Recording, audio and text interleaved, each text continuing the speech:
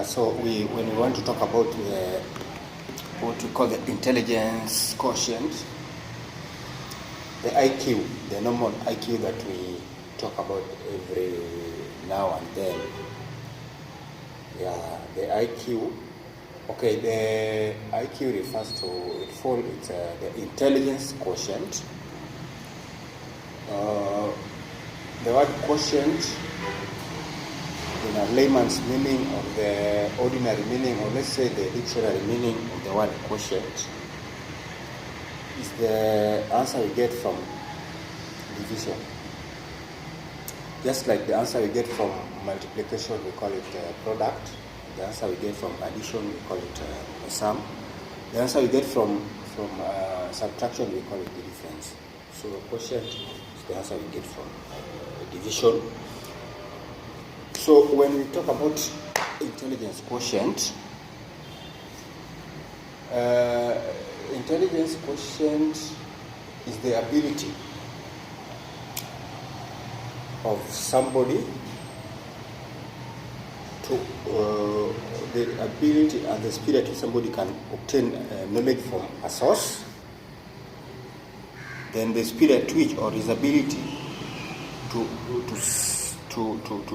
understand whatever he has obtained, and how fast he can understand it and digest it, then his ability to store the information into his memory, or the digested information into his memory, and then for future use. Let's say, for example, if someone reads a written material, the speed at which this person can go through the material reading it, and the speed at which he can understand whatever he's reading, then at what rate can he digest that information and understand it, then how the person can store the message into his memory and then later apply it somewhere where it's needed, like let's say in an examination. So all these are done in relation to other factors, and that is how the word quotient comes in. Yeah, like the ability of this person to read this script. How fast can he read this script?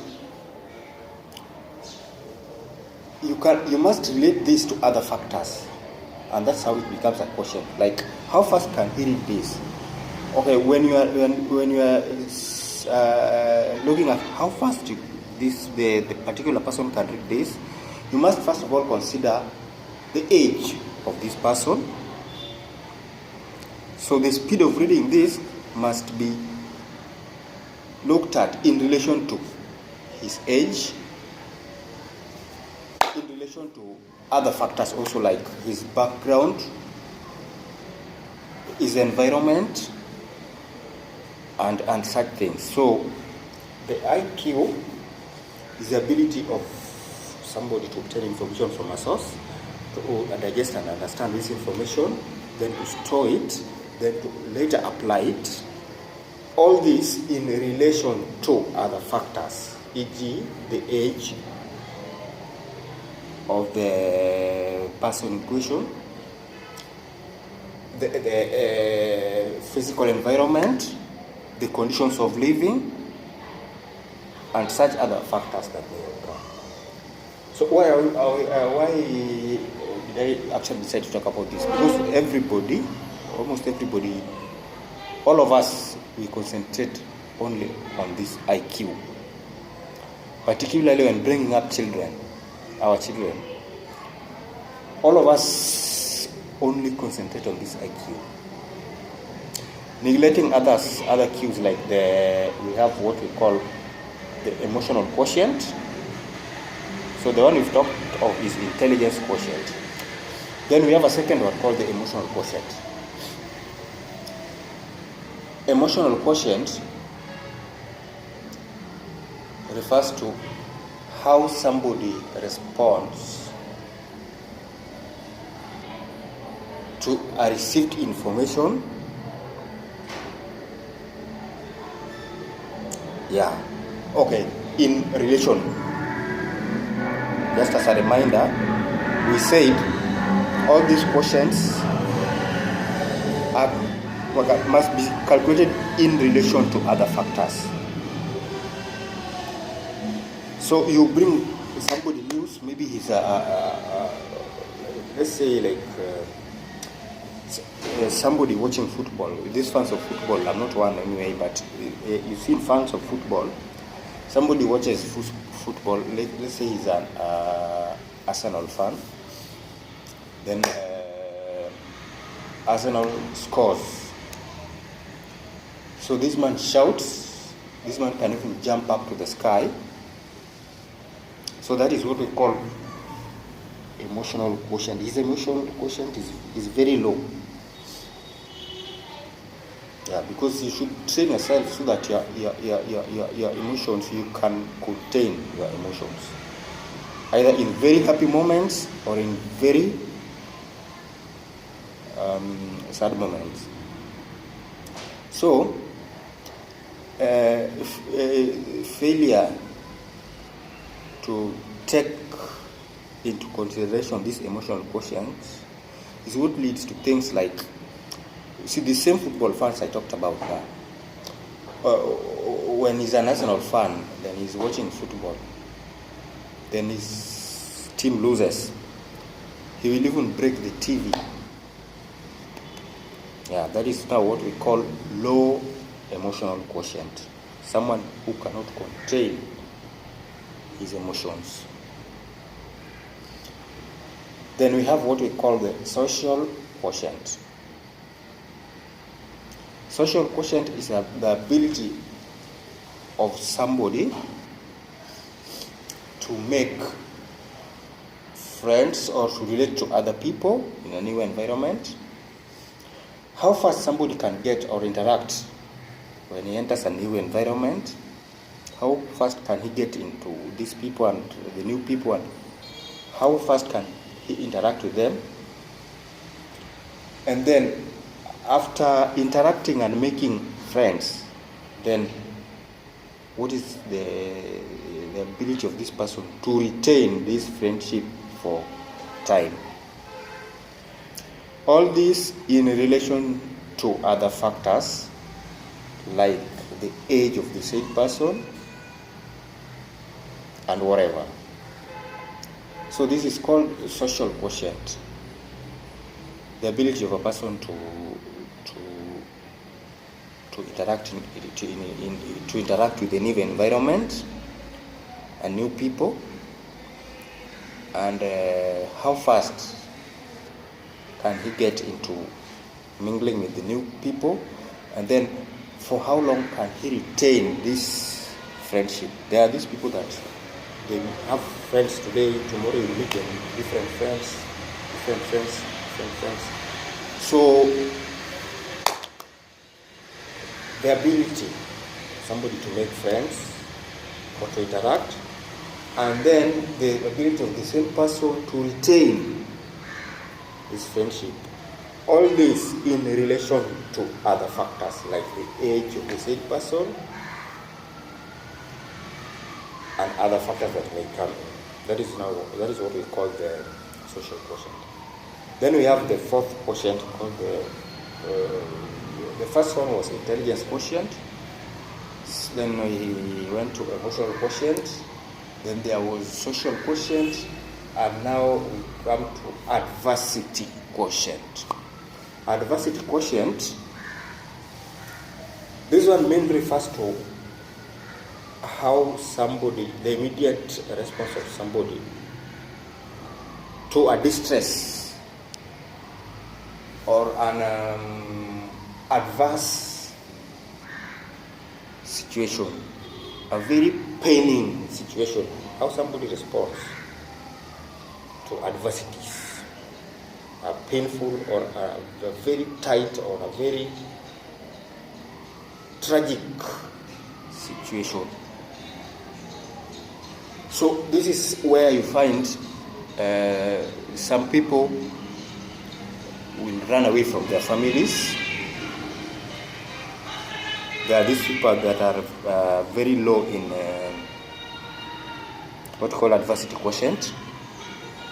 This is where you find a group of people that commit suicide. Yeah. When faced with an adversity, they see a solution in committing suicide. So that is what we call adversity quotient. So why I thought of talking about this is mostly because of our small children. When we train our small children, we only concentrate on the IQ part of it. People say that, hey, so-and-so's child has a very high IQ. We tend to forget that this IQ, if not supported with the other Qs, is also at risk. When these other three Qs, the EQ, the SQ, and the AQ are not there in a person, or are low in a person, even if the IQ is high, it's very high, lack of these three can affect that IQ. So it's always wiser to bring up a child who is a complete package of a person. Bring up a child who is a complete dozen. Not a child who only knows what paper is. He can write very fast, he can do very, but then a child who cannot, in future, cannot even stay in a marriage. Because at some point in life they will marry, but you didn't train them in the social quotient. So you find that they cannot even stay in their marriage. So you find that even the IQ that he had is not helping so much if these other ones are not there. Adversities occur. Things happen. You never know what somebody can come through. So you should train somebody who a child comes up as a complete package of a person. The IQ is good. When faced with an adversity, he knows how to contain himself. Like, for example, a child is very bright. But the same morning this child is going to an exam to do his exam home, news comes in that maybe the parents or the family has had an accident,